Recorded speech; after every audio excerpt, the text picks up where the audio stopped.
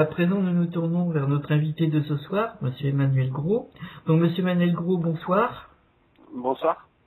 Alors, je suis ravi de vous recevoir, enchanté, parce qu'on n'a pas eu la chance de se connaître auparavant.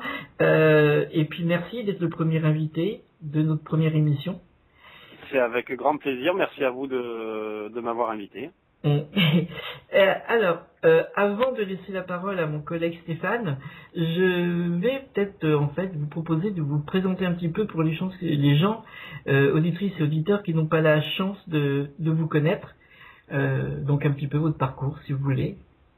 Donc voilà, je m'appelle Emmanuel Gros, je suis entraîneur de l'équipe première de foot féminin Nîmes Métropole Gare depuis 6 saisons maintenant, je crois.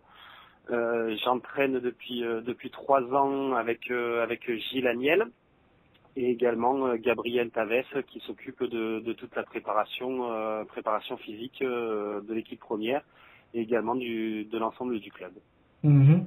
Et si on revient un petit peu sur l'ensemble de votre carrière, peut-être avant votre arrivée dans le foot et votre arrivée dans le foot. Alors en fait, je suis arrivé dans le foot à l'âge de 15 ans à Nîmes Olympique. Auparavant, je jouais dans le village où j'habitais à Anéron dans la Drôme. Donc je suis arrivé au centre de formation de Nîmes à l'âge de 15 ans. J'y ai joué donc des cadets jusqu'en deuxième division. Ensuite, je suis parti à Dijon, l'année de la fusion entre les deux clubs de Dijon. C'était le FC Dijon, je crois, et le Cercle. Ça avait donné ce qui est aujourd'hui le DFCO. Mhm. Ensuite, j'ai joué également à Tours. Après, le soleil me manquait un petit peu, donc je suis revenu à Beaucaire, à côté de Nîmes, où on était en CFA et puis on est monté en national. Ensuite, j'ai fait Martigues. Mhm. Et puis j'en avais un petit peu marre, on va dire, du foot et du milieu qui était pas trop, on va dire, à mon image, qui me déplaisait un petit peu. Donc j'ai terminé, on va dire, ma petite carrière dans un petit club encore à côté de Nîmes qui s'appelle Bagnols-sur-Cèze, parce que j'avais promis au président de l'époque que j'irais jouer au moins une saison avec lui. Donc ça a été fait, on est même monté d'une division, si mes souvenirs sont bons, je crois qu'on est monté de DH en CFA2. Donc Mhm. du coup, demandé de faire une saison supplémentaire et puis après, j'avais vraiment envie, comme je dis, de rentrer dans la vraie vie, c'est-à-dire de travailler. Et donc j'ai arrêté le foot complètement et j'ai commencé à travailler. Ah oui, en effet. Quelqu'un qui a les pieds sur terre, qui voit qu'il y a autre chose. Votre motivation, c'était que en fait, le foot n'est pas la première chose dans la vie, que, comme vous disiez, la vraie vie, en fait. Après voilà, j'avais aussi conscience du niveau. Arrivé à un certain temps, quand on voit qu'on ne passe pas le niveau D2, faut aussi se rendre à l'évidence, être lucide et penser à l'avenir. Donc c'est pour ça que j'avais vraiment envie de travailler. Et puis comme je vous dis, le milieu du foot, il me semblait en avoir fait le tour. Donc j'ai vraiment décidé d'arrêter. Et puis quand j'ai décidé d'arrêter, j'arrête complètement parce que depuis je n'ai absolument pas rejoué au foot, ne serait-ce qu'avec les anciens de Nîmes ou même pour aller m'amuser, faire un foot, ça ne m'intéresse pas du tout. Mhm. Et qu'est-ce qui vous a amené au foot féminin? En fait, ce qui m'a amené tout simplement, c'est que c'était mon frère Ludovic, qui était aussi un ancien joueur de Nîmes, qui était à la base entraîneur des filles. Et puis un jour, il m'a demandé de venir voir, de venir lui donner un petit coup de main. Alors au début, j'étais un petit peu réticent parce que voilà, comme je vous dis, j'avais pas forcément envie de replonger dans le foot. Et en fait, un jour, je suis allé voir un entraînement, puis un match, et puis je me suis aperçu que le niveau était très agréable. J'ai été très surpris, et puis comme on dit, de fil en aiguille, on se prend au jeu, et puis je suis toujours à l'heure actuelle à la tête de l'équipe première. Mhm. Et Nîmes, en fait, c'est chez vous, c'est là où vous avez votre soleil, où vous avez vous ne songez pas à un instant quitter Nîmes pour l'instant? Quitter la ville de Nîmes, non, parce que j'ai mon épouse qui travaille sur Nîmes, nos enfants qui sont scolarisés, donc vraiment quitter Nîmes, c'est vraiment pas d'actualité. Après, on ne sait jamais ce qui peut se passer par rapport au foot, parce que voilà, on ne sait pas ce qui va se passer l'année prochaine, si on continuera avec le foot féminin, si on arrêtera. Je vis vraiment au jour le jour, et je sais que le foot n'est pas aujourd'hui ma priorité, parce que je travaille à côté. Je suis commercial pour un laboratoire de chimie qui s'appelle Dalta. Donc on va dire que le foot, c'est vraiment une passion plutôt que mon travail actuellement. Et alors j'en profite, ce n'était pas prévu, mais j'en profite pour justement poser cette question. Vous qui travaillez à côté, qui voyez que bon, c'est vrai que en gros, dans le monde du foot féminin, on n'en vit pas. À part quelques exceptions, on n'en vit pas vraiment. Par rapport à vos joueuses, vous qui êtes leur entraîneur, vous leur donnez cette expérience-là, d'avis, cette idée pour comment vous voyez, parce que beaucoup de joueuses maintenant ne se voient plus que joueuses professionnelles, et parce que c'est vrai qu'en France le football le féminin évolue, il commence à avoir des structures et tout, mais malgré tout ça reste un tout petit pourcentage des joueuses qui peuvent dire qu'elles pourront vivre du foot féminin. Après, c'est sûr qu'on essaie de leur partager un petit peu notre expérience, nous, parce qu'on a vécu un petit peu chez les garçons.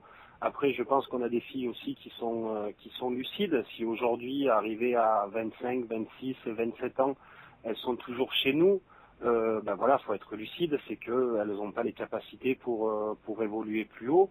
Donc ça serait bien qu'elles ne feront pas carrière dans le foot, parce que voilà, comme je dis, moi, la plupart de nos joueuses, soit elles travaillent à côté, ou alors elles sont en train de faire leurs études, et ben, c'est un petit peu comme nous, les entraîneurs, hein. Elles ont en priorité le travail et les études, et après c'est le foot. Et d'ailleurs, nous, on est bien clair avec Gilles sur le discours qu'on tient en début de saison, que ce soit aux jeunes ou les filles qui ont un petit peu plus d'expérience, c'est d'abord priorité au travail ou aux études, et le foot viendra après. Si un jour il y a une fille qui nous dit je peux pas venir à l'entraînement parce que j'ai beaucoup de travail, beaucoup de devoirs pour le lendemain ou quoi que ce soit, parce qu'on en a quelques-unes qui sont à la fac, on le comprend tout à fait. Après voilà, c'est une relation de confiance entre le staff et les joueuses. On sait très bien qu'aujourd'hui, ben voilà, les filles ne sont pas là pour tricher, parce que ça va durer un temps. Si elles trichent plusieurs fois, ben, on n'est pas bête non plus, on va s'en apercevoir, et ces filles-là seront écartées du groupe. Mais par contre, il y a quand même cette relation de confiance qui nous permet justement d'avancer, de progresser d'année en année, comme on le fait à Nîmes Métropole. Alors justement, je rebondirai sur une dernière question avant de passer la parole à mon collègue.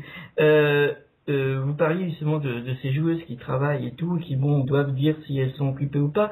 Moi, du coup, je repense à ce qui se passe en ce moment, où Shirley Cruz vient de publier un statut, entre autres, sur Facebook pour appeler au soutien des joueuses costariciennes qui vont être à la Coupe du Monde, et il a été lancé en fait une demande de dons pour ces joueuses qui sont qualifiées pour la Coupe du Monde, qui se préparent, donc les joueuses de l'équipe nationale, qui se préparent pour la Coupe du Monde, mais qui du coup ont été obligées d'abandonner le travail, ou lorsqu'elles n'abandonnent pas, ont 2-3 bus à prendre et tout.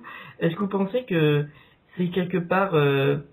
comment vous voyez cette situation, justement, au niveau d'une équipe nationale, carrément, là, qui part pour une Coupe du Monde? Après, je ne sais pas exactement ce qui se passe, mais bon, après, est-ce qu'elles auront la possibilité de récupérer leur travail à l'issue de la Coupe du Monde?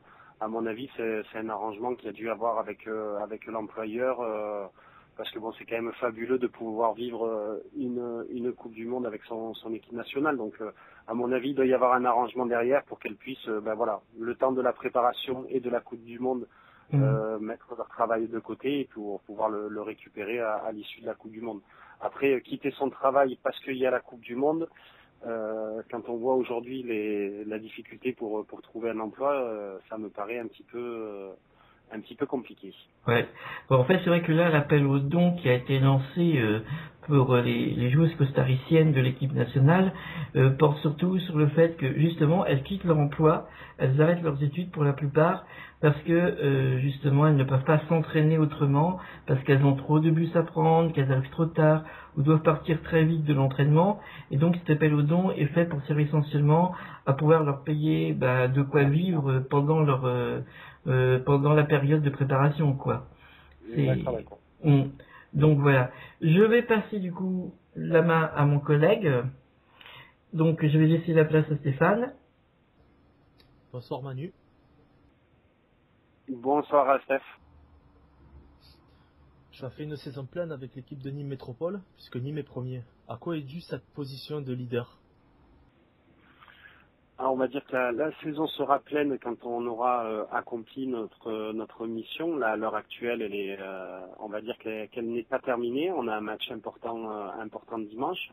Après, les résultats, ben voilà, il y a quelque chose qui a changé depuis 3 ans. Comme je le disais tout à l'heure, je travaille depuis 3 ans avec Gilles Aniel. C'est une personne que j'avais connue quand je jouais moi à l'époque à Bagnols-sur-Cèze. Et puis on s'est retrouvé de façon anodine. Il était entraîneur des U19 féminins de Monteux. Nous, avec Nîmes Métropole, on allait jouer contre la D2. Il jouait en levée de rideau. Et puis cette voix me parlait, donc je me suis retourné. J'ai vu que c'était Gilles. On a renoué contact. Je lui ai présenté un petit peu le projet du club, ce que je souhaitais moi, parce que ben voilà, j'avais senti, comme je dis moi depuis le début, je pense avoir inculqué les fondations à nos filles, c'est-à-dire les bases du travail, de l'investissement, la rigueur. Et puis au fil des années, je sentais que les filles avaient besoin d'apprendre plus, ce que moi je ne pouvais pas leur apporter, parce que voilà, j'étais pris entre guillemets par mes obligations professionnelles, donc c'est compliqué de préparer les séances d'entraînement, tout ça. Donc j'ai présenté ce projet à Gilles, ça lui a plu, il m'a répondu positivement assez rapidement.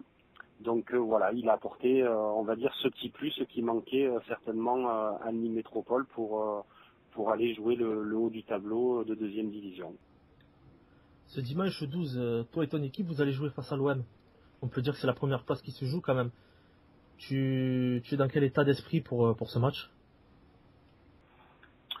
Après, c'est ce qu'on disait aux filles à l'entraînement. On se prépare exactement de la même manière que les autres matchs qu'on a joués jusqu'à maintenant. On n'a absolument pas changé nos habitudes. On est peut-être un petit peu plus pointilleux dans les séances d'entraînement, un petit peu plus précis sur certains détails qui peuvent, je pense, faire la différence dimanche face à l'OM. Mais sinon, on le prépare vraiment sereinement parce qu'on reste quand même sur deux résultats positifs, puisqu'on est allé gagner au Puy il y a 15 jours 3-0, le Puy qui était quand même troisième à 4 points derrière nous, donc si on avait perdu là-bas, le Puy allait venir se mêler dans la course à la montée. Donc on a réussi, je pense, à écarter cette équipe-là. On a gagné également 2-0 la semaine dernière chez nous contre Toulouse. Donc on est content d'aller jouer contre Marseille dimanche avec 5 points d'avance. Au match aller, c'est Marseille qui est venu gagner à Nîmes sur le score de 1-0. Est-ce que c'est peut-être un avantage psychologique finalement pour l'OM? Je ne sais pas si elles auront l'avantage psychologique. Nous, en tout cas, on a conscience, on sait très bien ce qui s'est passé au match aller. On perd 1-0, on prend un but sur un coup de pied arrêté de 30 mètres à peu près, je pense. Et après, je pense sincèrement, en toute objectivité, que si on avait égalisé en deuxième mi-temps, vu le nombre de situations que nous avons eues, je pense que le match nul n'aurait pas été illogique à l'issue de ce match-là. Donc bon, on y va sereinement. On va essayer de continuer notre petit bonhomme de chemin qu'on a entrepris depuis le début de saison. Dans quel état d'esprit on est lorsqu'on se dit on va aller jouer l'OM finalement? Avec cette image de ce que représente l'OM, même si c'est l'image du foot masculin avant tout. Sincèrement, moi personnellement, ça ne me perturbe pas du tout. Je pense que mes joueuses non plus, parce qu'il y en a beaucoup aujourd'hui qui ont connu quand même la D1. Je pense notamment à des filles de Montpellier qui nous ont rejoints soit la saison dernière ou même les années précédentes. Donc après, c'est peut-être un match particulier parce que oui, on se dit c'est l'OM. Mais bon, sincèrement, je pense pas que nos filles soient perturbées de rencontrer l'Olympique de Marseille dimanche. Et comment tu trouves cette équipe de Marseille qui passe de promu à premier chaque saison depuis que la section féminine a été créée? On va dire que c'est le signe des grandes équipes et des grands clubs. Voilà, monter de division toutes les années, c'est pas évident. Donc elles sont en train de faire un très très joli parcours.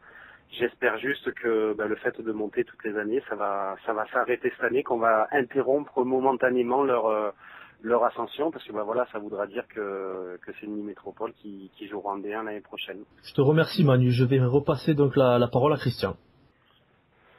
Alors, oui, donc je reprends la parole juste pour poser une petite question, moi par rapport à ce qu'on disait tout à l'heure, vous et moi, vous disiez justement, bon c'est vrai, les joueuses travaillent et tout, comment vous pensez que ça va pouvoir se gérer pour la saison de D1, le fait qu'il y ait autant de personnes qui travaillent? Eh bien, on continuera certainement à faire comme on fait depuis de nombreuses années, c'est-à-dire à continuer à s'entraîner le soir. Alors il y aura certainement, si on venait à monter en D1, il y aura certainement plus d'entraînements, parce que 2 entraînements par semaine, c'est déjà très très limite pour jouer le haut de tableau de D2. Donc si on est en D1 la saison prochaine, il faudra faire plus d'entraînements. Mais je pense qu'on n'aura pas d'autre choix, malheureusement, que de continuer à s'entraîner à partir de 19h le soir, le temps que les filles quittent soit les études, soit leur travail. Parce que je rappelle qu'on a quand même pas mal de filles qui sont du côté de Montpellier, qui finissent le travail à 18h. Donc de suite, elles prennent leur voiture après pour venir sur Nîmes. Donc on ne peut pas commencer les entraînements avant 19h. Mmh. Alors, ça veut dire en fait quelque part, je me trompe peut-être, hein, mais déjà être un peu dans l'esprit, entre guillemets, résigné de devoir jouer le maintien toute la saison à peu près? Non, parce que à l'heure actuelle, je ne connais pas le budget qu'on aura la saison prochaine. On est un club qui est familial, qui est ambitieux, mais par contre, on a cette particularité et cette lucidité de ne pas brûler les étapes. Donc là, on va essayer d'abord de faire notre travail sur le terrain, d'obtenir cette montée sportivement. Et une fois que cette montée sera acquise, et là, on réunira toutes les institutions, tous les partenaires pour établir un budget pour la saison prochaine. Et si on venait avoir un budget conséquent, pouvoir faire plusieurs contrats fédéraux, là peut-être que la donne changerait et on pourrait peut-être modifier nos horaires d'entraînement. Mais pour l'instant, c'est pas encore le cas. On est vraiment axé sur l'aspect sportif. Étape par étape. On voit que vous êtes toujours très pragmatique, très réaliste. Et ça, c'est une chose importante dans le football. Je dirais, c'est un atout parce que ce n'est pas toujours le cas. Alors, juste la question, justement, vous parliez à l'instant de peut-être avoir des contrats fédéraux. Est-ce que vous avez déjà commencé à regarder un petit peu ou être déjà en conversation ou en possibilité de faire des transferts avec certaines joueuses? Y a-t-il déjà quelques joueuses sur lesquelles vous êtes porté? Après, nous, bien sûr, avec Gilles, on essaye quand même d'anticiper un petit peu, ce qui est logique, tout en faisant attention à ce qu'on fait. Donc, on a pas mal observé. Après, Gilles est en contact aussi avec quelques entraîneurs de D1 avec qui il a de très bonnes relations. Et puis après, vous savez, quand vous avez des bons résultats, les choses se font naturellement et c'est très souvent les filles qui nous contactent en nous disant qu'elles seraient intéressées pour venir chez nous la saison prochaine.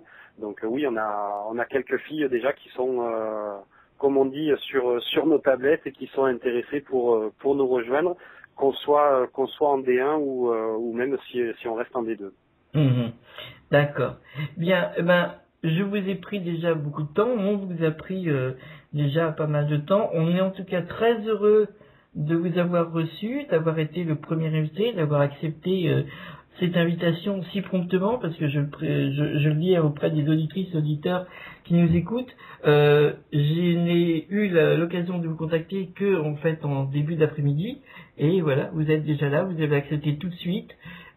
Sans chichi, sans rien, en étant très disponible et franchement voilà, il y en a d'autres aussi qui le font, il n'y a pas de problème, mais c'est vrai que justement quand quelqu'un le fait et avec autant d'humilité, de sympathie, c'est normal de lui reconnaître cela et que tout le monde le sache et justement de le remercier grandement.